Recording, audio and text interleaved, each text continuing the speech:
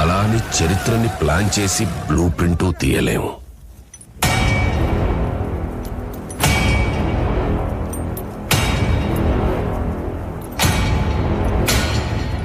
దానికి కావాల్సిందల్లా చిన్న నిప్పురవ.